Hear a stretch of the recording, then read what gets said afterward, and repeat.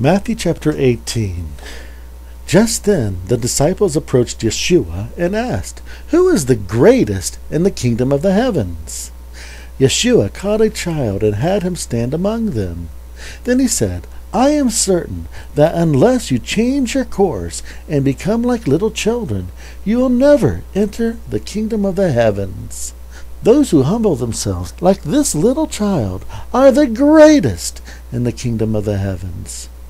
And whoever befriends a child like this in my name befriends me.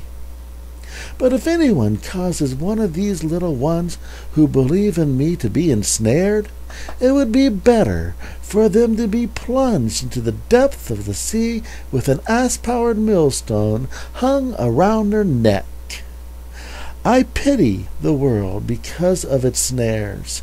Snares will certainly be set, but I pity the person who sets the snares. So if your hand or your foot causes you to sin, cut it off and throw it away. It is better for you to enter life maimed or crippled than to have both hands or both feet and be thrown into the fire of the ages.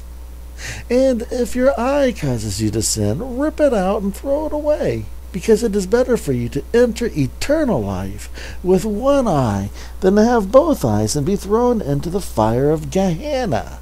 See to it that you don't look down on any of these little ones, because I tell you, their messengers in heaven have continual access to my Father in the heavens. The human Son came to rescue the lost. What do you think? Suppose someone had 100 sheep, and then one of them strays. Won't he leave the 99 on the mountains and go and search for the one that strayed? If he finds it, I am certain that the shepherd will be happier about that than about the 99 that didn't stray. Similarly, your Father in the heavens doesn't want any one of these little ones to die. If your neighbor sins against you, go and confront him privately. If they listen to you, you have won your neighbor back. But if they don't listen, then take one or two others with you, so that any accusation can be verified by 2 or 3 witnesses.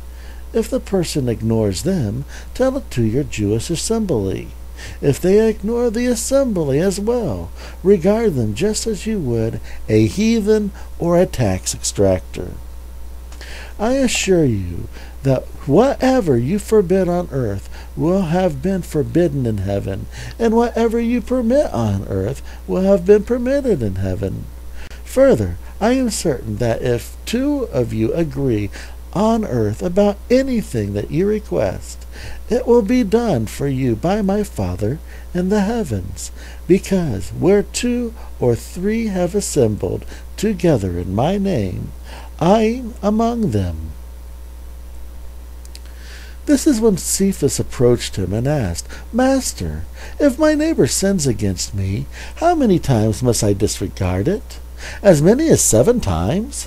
Yeshua replied, "I tell you not just 7 times, but up to 70 times 7. This is why the kingdom of the heavens can be compared to a king who wanted to settle accounts with his servants. As he began to settle accounts, he brought in a debtor who owed him 10,000 talents.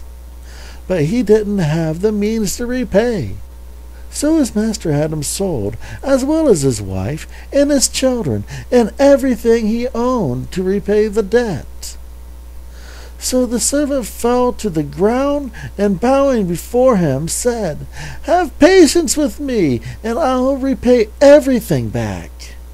The master of that servant was moved with compassion and set him free, canceling his debt. But as the servant was leaving, he found a fellow servant who owed him 100 denarii. He grabbed him and began to choke him and said, 'Pay back what you owe me.' So the fellow servant fell at his feet and began begging him, 'Have patience with me, and I will repay you.' But he refused and went and had him thrown in prison until he could repay the debt. When his fellow servants saw what had happened, they were extremely angry. They went and explained to their master everything that had happened.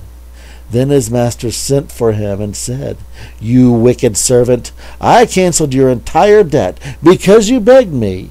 Shouldn't you have had mercy on your fellow servant just as I had mercy on you?"